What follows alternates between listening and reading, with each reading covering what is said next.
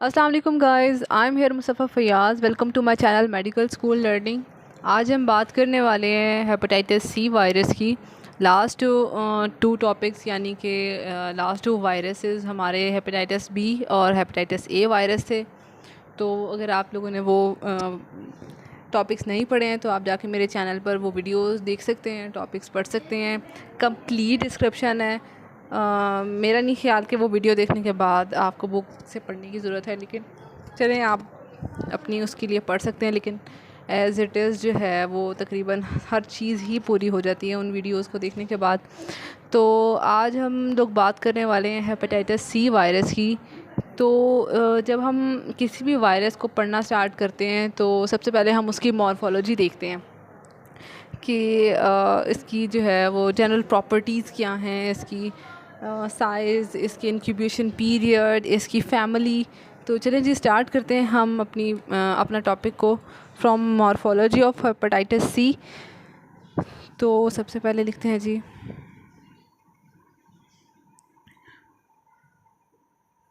Morphology. Morphology की जब हम बात करते हैं तो हम कहते हैं कि ये जो है वो फ्लावी वायरस फैमिली से बिलोंग करता है। और जब हम कहते हैं कि ये फ्लावी वायरस, तो हमारे जहन में हेपेटाइटिस ई वायरस भी आ जाता है क्योंकि वो भी इसी फैमिली का मेंबर है। तो ये है जनाब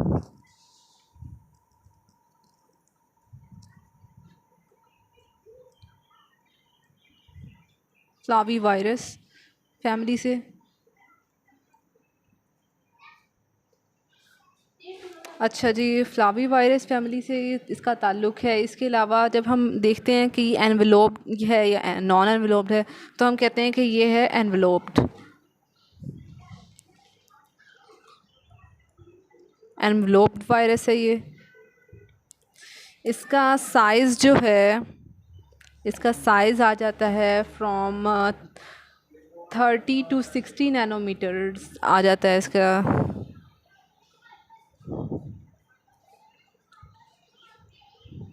60 नैनोमीटर इसका साइज़ आ जाता है। इसके अलावा हम कहते हैं कि इसकी जो विरियन है, इसका इसका कोई विरियन नहीं है। विरियन की जब हम बात करते हैं तो हम कहते हैं कि इस it has no virion polymerase. ठीक है ना। तो इसके ये भी हम लिख देंगे इसकी प्रॉपर्टीज़ में।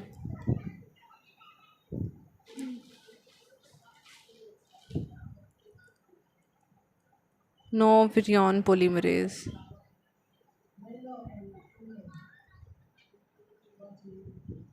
No virion polymerase. अच्छा, इसके जीनोम की जब हम बात करते हैं तो इसका सिंगल स्ट्रैंडेड आरएनए जीनोम है। तो सिंगल स्ट्रैंडेड आरएनए जीनोम और किसका है हमें पता होना चाहिए कि वो है हेपेटाइटिस ए का। हेपेटाइटिस ए का भी सिंगल स्ट्रैंडेड आरएनए जीनोम है। और मैंने अपनी वीडियो में बताया है कि हेपेटाइटिस बी का जो है वो partially double stranded DNA genome है। अच्छा, तो इसका जीनोम जो है वो आ जाता है सिंगल स्ट्रैंडेड आरएनए जीनोम।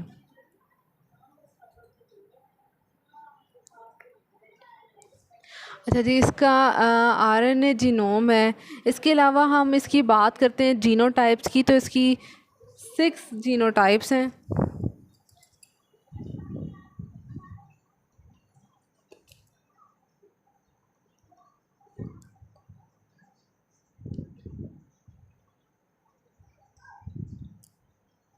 अच्छा, इसके अलावा जब हम इसकी रेप्लिकेशन की बात करते हैं कि इसकी साइट ऑफ रेप्लिकेशन क्या है फ्लावी वायरस की, तो वो है हमारे साइटोप्लाज्म। तो हम लिखेंगे कि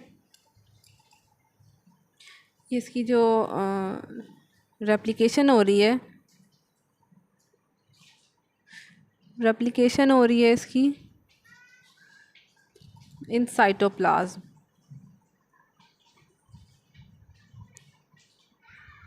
साइटोप्लाज्म में हो रही है। अच्छा, तो जब हम इसकी रेप्लिकेशन की बात कर रहे होते हैं तो हम कहते हैं कि लिवर में इसकी जो रेप्लिकेशन है उसका क्या जो है ना वो सीन है।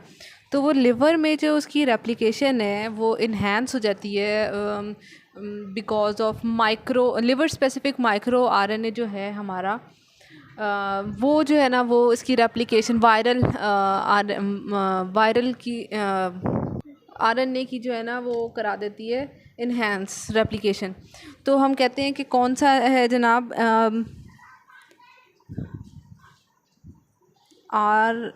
आरएनए 122। ये जो है ना ये है लिवर स्पेसिफिक माइक्रो आरएनए, और ये इन्हेंस करा देता है क्या वाला, HCV यानी वायरल मैसेंजर आरएनए की जो है ना वो रेप्लिकेशन उसको इंक्रीज़ करा देगा। तो इस वजह से जनाब हम कहते हैं कि लिवर में जो है ना इसकी रेप्लिकेशन इन्हेंस हो जाती है। तो लिख लेते हैं हम इन्हेंस वायरल यानी कि HCV मैसेंजर आरएनए की रेप्लिकेशन, मैसेंजर आरएनए। ठीक है, तो फिर इसके बाद हम देखते हैं इसके ट्रांसमिशन को। तो ट्रांसमिशन में हम देखते हैं कि ह्यूमन जो है वो इसका रिजर्वियर है HCV वायरस का, और ये जो है ना वो ट्रांसमिट होता है वाया ब्लड, ठीक है ना, ये और मदर टू चाइल्ड होता है। इसके अलावा मदर टू चाइल्ड हो रहा है, लेकिन इसके बारे में भी हम यही कहेंगे कि इसका कोई एविडेंस नहीं मिलता कि ये जनाब ब्रीस्ट फीडिंग के दौरान या क्रॉस करे या फिर प्लेजेंटल बैरियर्स क्रॉस कर रहा हो, इस तरह का कोई जो है ना वो नहीं मिलता। लेकिन ड्यूरिंग चाइल्ड बर्थ जो है वो हम कह सकते हैं कि इसकी ट्रांसमिशन हो सकती है फ्रॉम मदर टू चाइल्ड। तो चलें हम लिखते हैं ये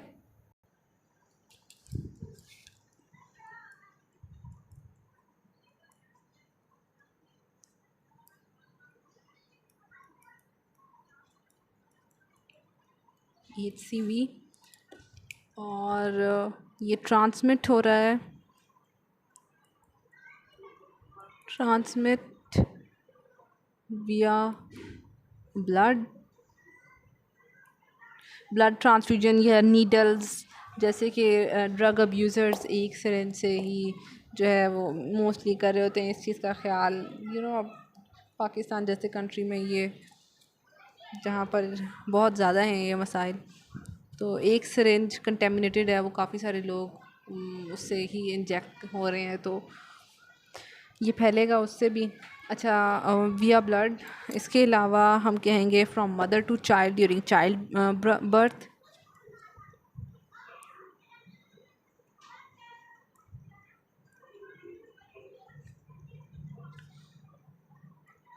mother to child during child birth, but कोई एविडेंस नहीं है इसका ड्यूरिंग के जनाब ये प्लेसेंटल बैरियर क्रॉस कर रहा हो या फिर ब्रीस्ट फीडिंग में ट्रांसमिट हो रहा हो, but no evidence.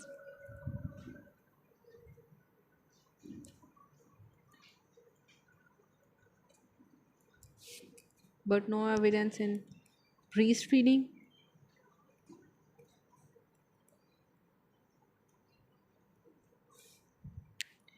Or that it cross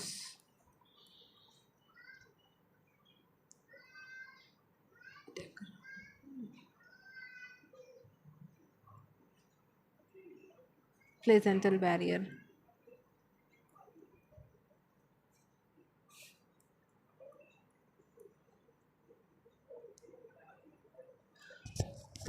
ठीक है, इसके अलावा ये जो है वो इसकी ब्लड ट्रांसफ्यूजन के दौरान, वैसे तो ब्लड ट्रांसफ्यूजन के दौरान होने के चांसेस इतने ज़्यादा नहीं है, क्योंकि मैंने अपने लास्ट वीडियो में बताया था जब हम लोग डिस्कस कर रहे थे हेपेटाइटिस को, तो हमने कहा था कि कोई भी ऐसा पर्सन जिसको ज़िंदगी में एक दफ़ा भी कोई भी हेपेटाइटिस रह चुका हो उसका ब्लड ट्रांसफ्यूज़ नहीं किया जाता to the normal person.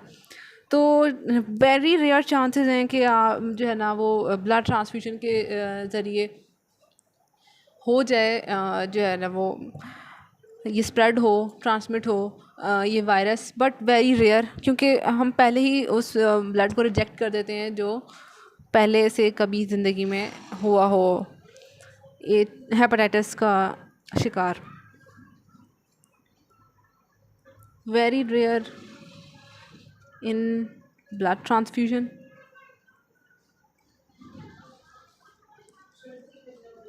Blood transfusion, ठीक है। तो ये हो गई है हमारी ट्रांसमिशन। अब हम बात करते हैं इसकी पैथोजेनेसिस की।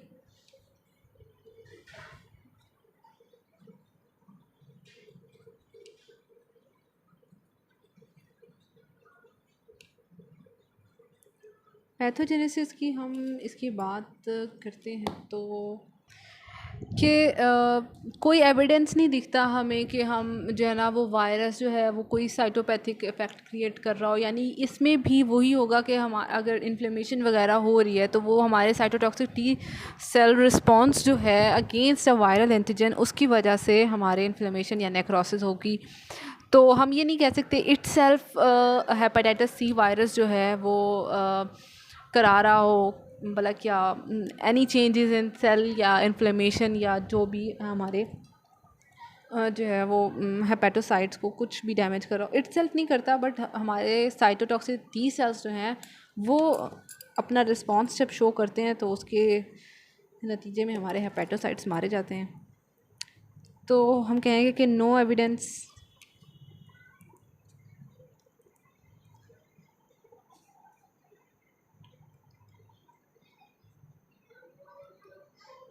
Virus induce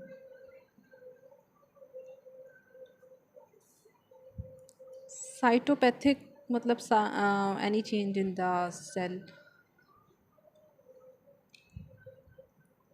cytopathic effect, cytopathic effect.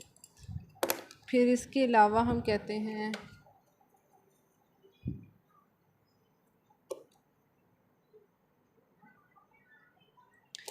इसके अलावा इसका वायरल जीनोम में ऑन्कोजेनेसिस का भी कोई हमें एविडेंस नहीं मिलता। ऑन्कोजेनेसिस हो रही थी हमारी हेपेटाइटिस बी के अंदर हो रही थी, हमने जब उसकी बात की थी उसकी पैथोजेनेसिस की, तो वहाँ पे ऑन्कोजेनेसिस हो रही थी।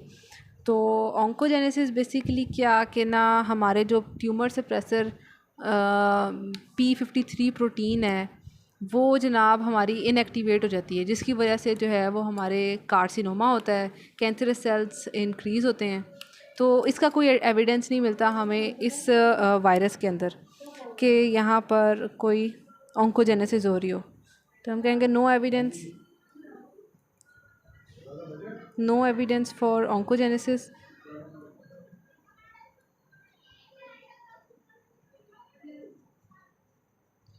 ऑन्कोजेनेसिस बेसिकली क्या है कि कार्सिनोमा जो है वो उसके होने के प्रोसेस को हम कहेंगे, यानी कि नॉर्मल सेल का कैंसरस सेल में कन्वर्ट होना।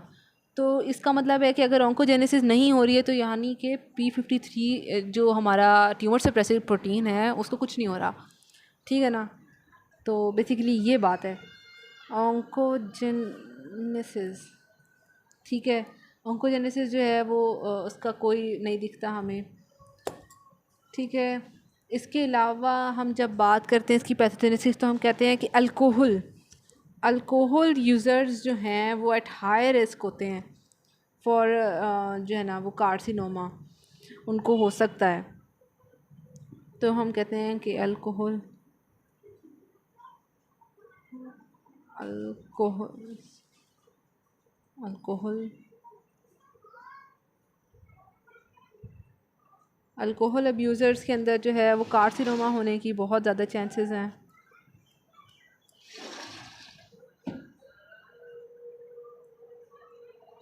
कि हाई रिस्क, ठीक है। इसके अलावा बट हम कहेंगे कि अल्कोहल अब्यूज़र्स में कार्सिनोमा के चांसेस जो हैं वो ज़्यादा हो जाएंगे, प्रोलॉन्ग्ड लिवर डैमेज होगा। इसके अलावा जो है ना वो उसकी वजह ये है कि हमारे जो है वो हेपेटोसाइट्स वो मज़ीद डैमेज होंगे, उनकी रैपिड ग्रोथ होगी और वो साथ साथ डैमेज भी होंगे बहुत ज़्यादा। क्योंकि वो अटेम्प्ट कर रहे होंगे फॉर रीजनरेशन। अल्कोहल की वजह से हो रहा है ख़राब काम हमारा, ठीक है ना। उसकी वजह से वो लिवर जो है वो रीजनरेशन करता है, साथ साथ रीजनरेशन हो रही है तो वो जो है ना वहाँ पर इन्फ्लेमेशन टाइप हो जाएगी।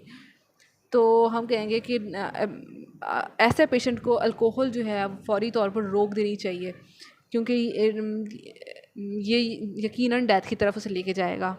इसके अलावा हम कहते हैं कि अगर किसी पेशेंट को सिरोसिस है, किसी भी तरह की सिरोसिस, मतलब किसी भी तरह की सिरोसिस अगर है एक पेशेंट को, तो उसके अंदर जो है वो कार्सिनोमा के चांसेस मज़ीद बढ़ जाते हैं।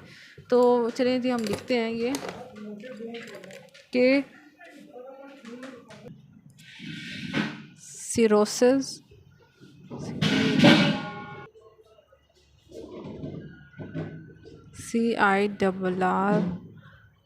CIRRHOSIS cirrhosis of any kind जो है increase the risk for carcinoma NOMA carcinoma. तो ये हो गया हमारा इसका ट्रांसमिशन। इसके बाद हम बात करते हैं इसके क्लिनिकल फाइंडिंग्स की। तो देखते हैं हम कि क्लिनिकली एक्यूट इन्फेक्शन में क्या है और क्रॉनिक वगैरह में क्या हो रहा है। तो चलें जी देखते हैं हम क्लिनिकल फाइंडिंग्स।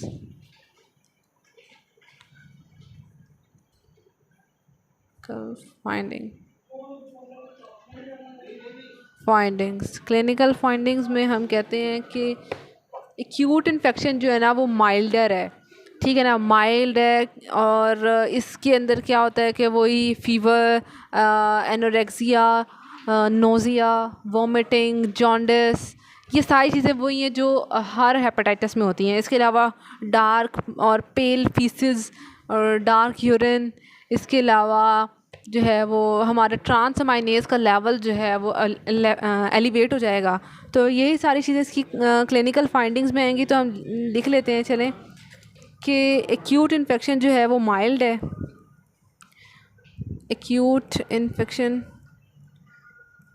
जो कि माइल्ड है उसमें क्या क्या हो रहा है कि एनोरेक्सिया, वॉमिटिंग,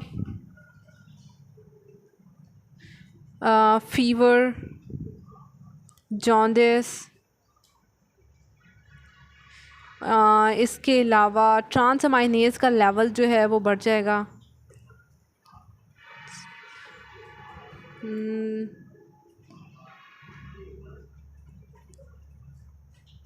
नेज का लेवल इंक्रीज़ हो जाएगा। तो सिम्टम्स तो हैं जो वो सारों के सेम ही हैं, लेकिन हम कहते हैं कि हेपेटाइटिस सी जो है वो बी से सिमिलर इस तरह से हो सकता है होता है कि दोनों जो हैं वो हमारे लिवर डैमेज कर रहे हैं, कार्सिनोमा कर रहे हैं, जो है ना क्रॉनिक स्टेट। इसकी क्रॉनिक स्टेट में जब बहुत ज़्यादा क्रॉनिक हो जाएगा ये, तो वो आ जाता है इसके अंदर लिवर डैमेज होगा, हमारे हेपेटोसेलुलर कार्सिनोमा होगा। तो इसका लेवल जो है इन दोनों डिजीज़ में यही कुछ हो रहा है। तो हम कहते हैं कि ये सिमिलर हो जाता है इस मामले में विद हेपेटाइटिस बी। तो हम लिख लेते हैं ये बात। तो ये हो गया। इसके अलावा जब हम कंपेयर करते हैं हेपेटाइटिस सी के क्रॉनिक स्टेट को विद हेपेटाइटिस बी की क्रॉनिक स्टेट से, तो हम कहते हैं कि हेपेटाइटिस सी की जो क्रॉनिक स्टेट है वो मोर सीवियर है as compare to hepatitis B की क्रॉनिक स्टेट के। तो कहते हैं हम chronic stage of HCV is severe, more severe क्या लें आप देन HBV। अच्छा, और की जा हम इसको डिटेक्ट किस तरह कर सकते हैं, क्योंकि ये सारी चीज़ें तो सारे हेपेटाइटिस में सेम है। वही बात है कि इनको हेपेटाइटिस को हम डिटेक्ट सिर्फ़ और सिर्फ एंटीबॉडीज़ की प्रेजेंस से कर सकते हैं। तो detected by the presence of antibodies, detected by the presence of antibodies against their antigen. Presence of antibodies. Biopsy की जाती है, लिवर बायोप्सी क्रॉनिक स्टेट वाले, क्रॉनिक स्टेज पर जो पहुंच जाते हैं पेशेंट्स, उनकी बायोप्सी की जाती है। तो ये करने से जनाब जो है हम देख सकते हैं कि किस हद तक जो है लिवर हमारा डैमेज हुआ है। तो एक्सटेंट ऑफ कह लें कि लिवर डैमेज को देखने के लिए हम बायोप्सी करते हैं। एक्सटेंट ऑफ लिवर डैमेज को एवेल्यूएट करने के लिए, एवेल्यूएशन के लिए हम कर रहे हैं बायोप्सी ऑफ लिवर, बायोप्सी कर रहे हैं हम। अच्छा, वो सिरोसिस जो क्रॉनिक हेपेटाइटिस सी वायरस की वजह से हो रही है, उसका इलाज सिर्फ लिवर ट्रांसप्लांट ही है। तो हम कहते हैं कि जो वो सिरोसिस थी, या एक तो सिरोसिस का स्पेलिंग यार बहुत मुश्किल है, CIRRHOSIS, आई होप सो यही है। Cirrhosis by HCV, cirrhosis of by HCV का जो मेन इलाज है ना, वो लिवर ट्रांसप्लांट है, ट्रांसप्लांटेशन, ठीक है।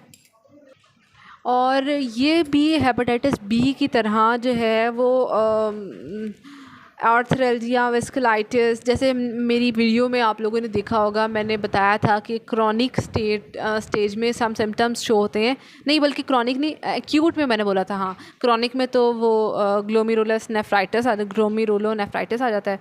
और एक्यूट के अंदर ये सिम्टम्स थे, वेस्कुलाइटिस, आर्थरेल्जिया, आर्थराइटिस, ये सिम्टम्स जो थे ना उसकी एक्यूट में शो होते थे। अच्छा, तो हम ये कहेंगे कि यहाँ पर HCV वायरस का इन्फेक्शन जो है वो भी ये जो है ना ऑटो इम्यून रिएक्शन कराता है, जिसमें ये आ जाता है वेस्कुलाइटिस वगैरह, आर्थरेल्जिया भी होता है इसमें, इसके अंदर जो है ना वो ग्लोमेरुलोनेफ्राइटिस भी होता है, ठीक है ना। वो सारी वो जो है ना वो जो सिम्टम्स वहाँ पे हमने पढ़े थे वो यहाँ पर भी हमें देखने को मिलेंगे। तो चलिए लिख लेते हैं हम ये बात कि जो HCV है ना वो जो है वो ऑटो इम्यून जो है ना वो कराएगा रिएक्शंस, इम्यून रिएक्शंस कराएगा, ठीक है। और क्या करेगा, vasculitis, arthritis, THRITIS, arthritis, arthralgia, ARTH spelling क्या थे, THRAL, आर्थरेल्जिया, ठीक है ना, यही I hope so spelling, arthralgia, glomerulonephritis, ठीक है, ग्लोमेरुलोनेफ्राइटिस, ठीक है। और ये हमें कुछ देखने को मिलेंगे डिजीज़ेस। इसके अलावा जो है ना वो हम कहते हैं कि हमें वो भी देखने को मिलेगा, क्या था, क्रायोग्लोब्यूलीमिया, ये भी हमने वहाँ पे पढ़ा था। तो अगर आप लोगों ने वो वीडियो नहीं देखी है तो ये सारे हेपेटाइटिस तकरीबन एक दूसरे से कहीं ना कहीं जो है वो मिलते होते हैं। जैसे अभी मैंने बताया कि इसके अंदर सिमिलैरिटी जो है ना वो ये कार्सिनोमा, सिरोसिस वगैरह की है, और ये वाली डिजीज़ भी हमने पढ़ी थी। वहाँ पर ये 3 वाली जो डिजीज़ थी ये एक्यूट सिम्टम्स थे, और ये दोनों जो थी ये आ जाती थी क्रॉनिक के अंदर। तो ये यहाँ पे भी आ रही हैं, देख लें आप, ग्लोब्यूलीमिया, ठीक है, ये हो गया। तो ऑलमोस्ट हमारी क्लिनिकल फाइंडिंग्स में ये सब चीज़ें जो है ना वो कंप्लीट हो गई हैं। अब हम बात करेंगे इसके जो है ना लैब डायग्नोसिस की। अच्छा, लैब डायग्नोसिस की हम जब बात करते हैं तो हम कहते हैं कि इसकी डिटेक्शन जो है ना वही एंटीबॉडीज़ की प्रेजेंस से होगी। अच्छा, तो एंटीबॉडीज़ की प्रेजेंस अब हम कैसे चेक करेंगे, उसके लिए एक टेस्ट है,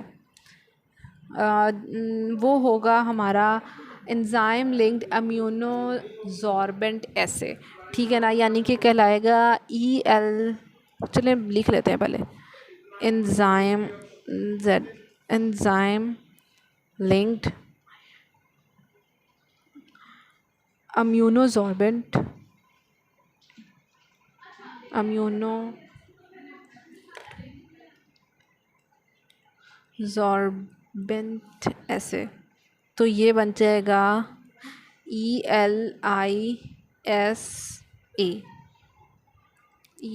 ELISA, ठीक है ना। ये एब्रीविएशन हो गया हमारा। ये टेस्ट है, ये टेस्ट किसके लिए? For the detection of antibodies, detect antibodies, presence of antibodies, presence of antibody, ठीक है। बट इस टेस्ट का एक हमारे पास, जैसे कहते हैं ना कि इनएक्यूरेसी कह लो, कि ये जो है ना डिस्टिंग्विश नहीं कर पाता IgG और IgM के दरमियान। तो हमें एक और टेस्ट करना पड़ता है जो है ना इसी के लिए, कि डिस्टिंग्विश जो कर सके, जिसे कह सकते हैं हम कन्फर्मेटरी टेस्ट एक और करता है। तो हम कहते हैं कि बट दिस टेस्ट जो है ना, but this test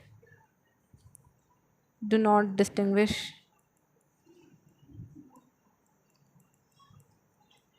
distinguish between IgG और IgM। तो हमें एक और कन्फर्मेटरी टेस्ट करना होता है। वो कन्फर्मेटरी टेस्ट कौन सा है जनाब? कन्फर्मेटरी टेस्ट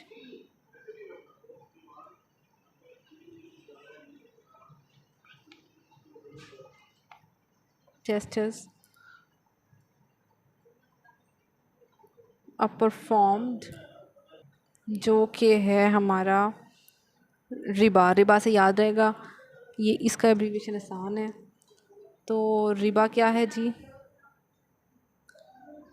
रिकम्बिनेंट अम्यूनोब्लॉट, हाँ अम्यूनोब्लॉट ऐसे।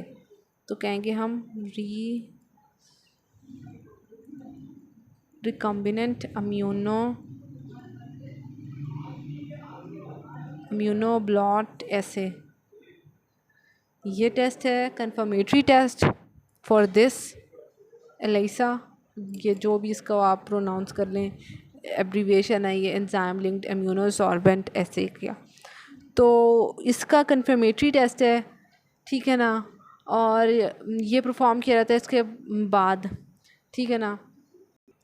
ये हम इसलिए भी परफॉर्म करते हैं क्योंकि अक्सर ये वाला जो टेस्ट है ना, ये अक्सर पॉजिटिव आ जाता है, जबकि असल में पॉजिटिव नहीं होता। यानी कि इसकी एक इनएक्यूरेसी ये भी है, एक इनएक्यूरेसी ये है इसकी, और एक इनएक्यूरेसी ये है कि ये जो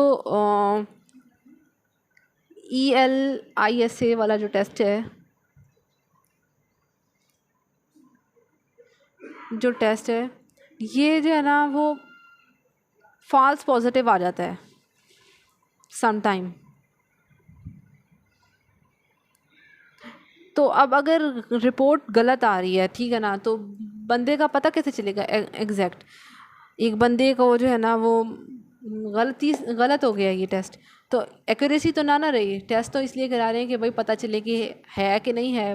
तो ये जो टेस्ट हम रिबा करते हैं, रिकम्बिनेंट इम्यूनोब्लॉट ऐसे, ये जो है वो अगर पॉजिटिव आ जाए तो इसका ये कंफर्म कर देता है कि वाकई ही जो है ना वो प्रेजेंट है viral RNA in the serum. तो ये हम इस वाले का करते हैं कि इसका कंफर्म कर देता है ये कि भाई प्रेजेंस है वायरल RNA की। तो ये करता क्या है कि जनाब, सो रिबा ने क्या करना है, RIBA, रिबा ने करना है इफ़ पॉजिटिव, रिबा ने कंफर्म करना है। कंफर्म क्या करना है कि अगर पॉजिटिव आ गया है तो इसका मतलब है कि वायरल RNA है, then viral RNA present, RNA is present in the serum, ठीक है। तो हम कहेंगे कि एक क्रॉनिक जो इन्फेक्शन है उसमें क्या होगा कि ट्रांसअमाइनेज का लेवल बढ़ जाएगा, रिबा पॉजिटिव होगा, रिबा टेस्ट पॉजिटिव होगा, और ये जो है वो वायरल आरएनए जो है वो एटलीस्ट कम से कम 6 मंथ्स के लिए हमारी बॉडी में हमें पॉजिटिव दिखेगा। तो हम 6 मंथ्स की वजह से हम कह रहे हैं कि ये क्रॉनिक इन्फेक्शन है। तो क्रॉनिक इन्फेक्शन के अंदर क्या होगा? इन्फेक्शन में हमारा क्या लेवल राइज हो रहा है? ट्रांसमाइनेज का लेवल राइज हो रहा है,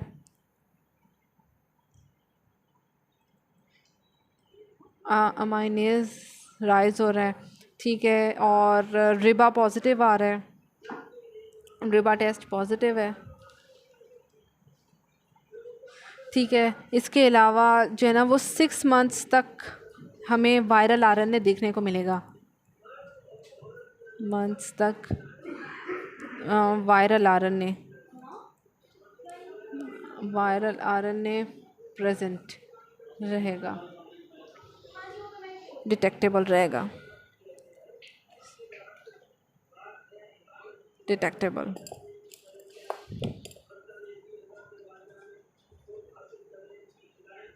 ठीक है, तो ये हो गई इसकी क्लिनिक लेबॉर्ट्रिकल डायग्नोसिस। इसके बाद हम बात करते हैं इसकी ट्रीटमेंट की। तो ट्रीटमेंट ऑफ चॉइस की बात करते हैं हम ट्रीटमेंट में सबसे पहले। तो ट्रीटमेंट ऑफ चॉइस इसका क्या है? इंटरफेरॉन यूज़ होगी। इंटरफेरॉन कौन सी? Peg interferon. मैंने जो है ना ये हेपेटाइटिस बी में भी बात की थी।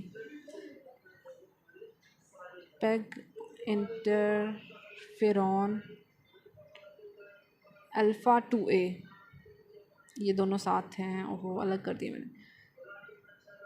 अल्फ़ा 2A ये जो है ये ड्रग ऑफ चॉइस है।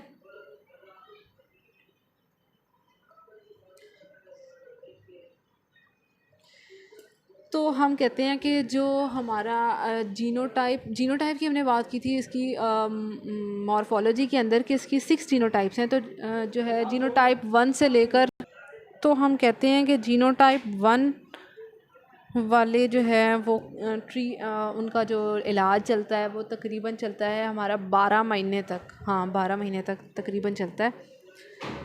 तो हम कहते हैं जीनोटाइप 1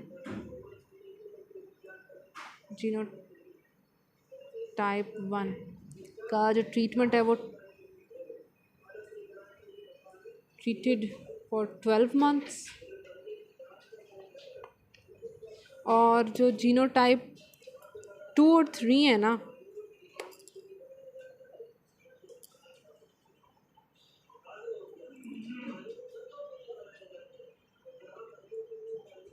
टू और 3 वो 6 मंथ्स के लिए ट्रीट किए जाते हैं,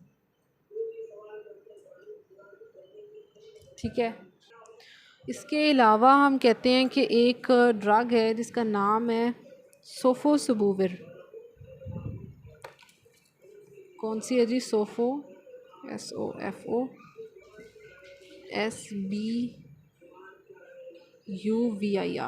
सोफोसबूविर। ये जो है ना ये ड्रग ऑफ चॉइस है किसकी?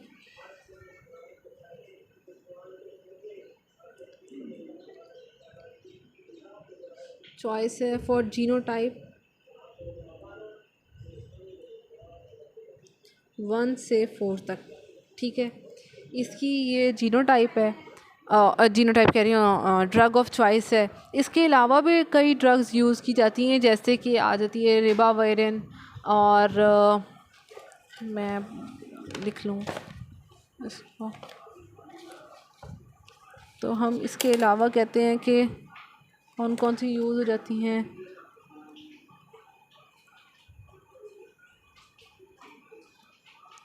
रिबाविरिन यूज़ होती है। इसके अलावा यूज़ होती है इसमें टेलाप्रीविर,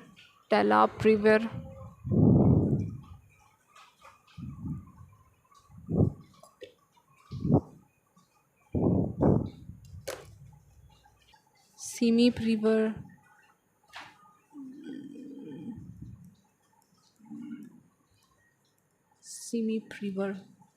तो ये कुछ हैं जो यूज़ होती हैं।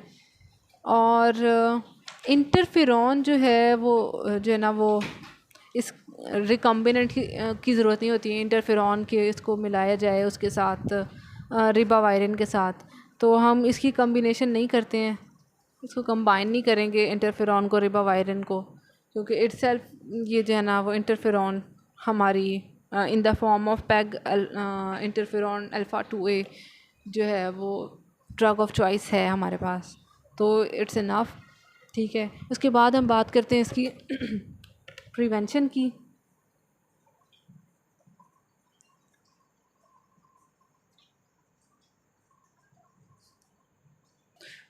तो जब हम इसकी प्रिवेंशन की बात करते हैं तो हम कहते हैं कि इसकी कोई वैक्सीन नहीं है, कोई इम्यूनोग्लोबुलिन हम यूज़ नहीं कर सकते, कुछ भी नहीं है। मतलब हम सिर्फ इसे मॉनिटर कर सकते हैं ये ड्रग्स देकर के। इसकी ड्रग्स का देने का मेन पर्पस सिर्फ ये है कि मज़ीद हमारे हेपेटोसाइट्स जो हैं वो डैमेज ना हो, मज़ीद वायरल आरएनए जो है वो रेप्लिकेट ना हो, स्प्रेड ना हो।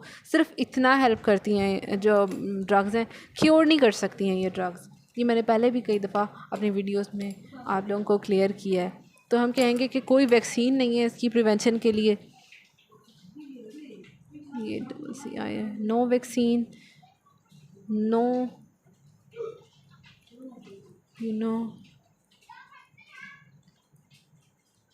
Then serum. ठीक है, इसके अलावा कोई रिजीम नहीं काम आती है, ठीक है ना, सिर्फ़ और सिर्फ तो कोई इसकी वो नहीं है। इसके अलावा हम सिर्फ इसे मॉनिटर कर सकते हैं कि जनाब किस तरह से जनाब इसकी वो हो रही है, बढ़ रहा है कि नहीं बढ़ रहा। और जिसको जो है ना वो होगा लिवर फेलियर, उसका वाहिद इलाज सिर्फ लिवर ट्रांसप्लांट ही है। तो हम कहते हैं कि अगर एक पर्सन है जो को इन्फेक्टेड है, अगर वो HIV से, तो वैसे ये अलग पॉइंट बन जाता है, को इन्फेक्शन है अगर उसे, ये बात मैंने अपनी HPV की वीडियो में भी की थी कि अगर एक पर्सन, वहाँ पर ये केस था कि HIV भी है और HPV भी है, और यहाँ पर एक केस है कि अगर हेपेटाइटिस C भी है, HCV भी है और इस HIV भी है, तो हम पहले कौन सा ट्रीट करेंगे? तो हमें सबसे पहले उसे उसका HCV को ट्रीट करना होगा अर्लियर, और HIV उसका होगा लेटर। क्योंकि अगर हम उसका पहले HIV ट्रीट कर देंगे तो उसकी इम्यूनिटी लेवल इनफ स्ट्रॉन्ग हो जाएगा कि वो हमारे हेपेटोसाइट्स को डैमेज कर देगा, क्योंकि एंटीजेंस तो वही है ना। अगर हमने इसको अनट्रीटेड छोड़ दिया, HCV को अनट्रीटेड छोड़ दिया हमने इसे, तो इसके एंटीजेंस तो वहीं रहेंगे, बल्कि रेप्लिकेट करना स्टार्ट कर देंगे, और वो बढ़ रहे हैं, साथ साथ हमारा इम्यून रिस्पॉन्स भी बढ़ रहा है। तो क्या होगा? मारे तो आवाम जाएगी ना। आवाम कौन है? हमारा लिवर। तो आवाम मारी गई तो बंदे की डेथ के चांसेस बढ़ जाएंगे। तो हमें सबसे पहले उन एंटीजेंस की प्रोडक्शन को रोकना है। एंटीजन की प्रोडक्शन अगर रुक गई है, ख़त्म तो नहीं हो सकती, रुक गई है अगर, तो स्टेबल हो गया है, तो हम फिर उसके बाद इम्यूनिटी को बढ़ाकर उसके ऊपर ओवरकम कर सकते हैं। तो सबसे पहले हमें HIV को ट्रीट करना होगा, और उसके बाद HCV को ट्रीट करना होगा कि पहले एंटीजेंस तो बढ़ना बंद होना, उसके बाद हम अपने HIV को ट्रीट करेंगे ताकि इम्यूनिटी लेवल इंक्रीज़ हो, तो हमारे हेपेटोसाइट्स मज़ीद जान से जाने से बच जाएँ। तो हमारा टॉपिक कंप्लीट हो गया है HCV वायरस का। होप सो आप लोगों को टॉपिक की समझ आ गई होगी। तकरीबन ऑल एस्पेक्ट्स मैंने वीडियो में पूरे कर दिए हैं। कोई क्वेश्चन क्यूरीज हों आप कमेंट सेक्शन में पूछ सकते हैं। तो इंशाल्लाह अब नेक्स्ट वीडियो में हम हेपेटाइटिस D वायरस के साथ आएंगे और उसको कंप्लीट करेंगे। ये वीडियो अगर आपको अच्छी लगी है तो प्लीज़ लाइक करें, मेरे चैनल को सब्सक्राइब करें, ताकि आपको मज़ीद जो है ना वो वीडियोस देखने को मिले जिनसे आपके कॉन्सेप्ट्स क्लियर हों। तो इंशाल्लाह नेक्स्ट वीडियो में मिलेंगे, तब तक के लिए अल्लाह हाफ़िज़।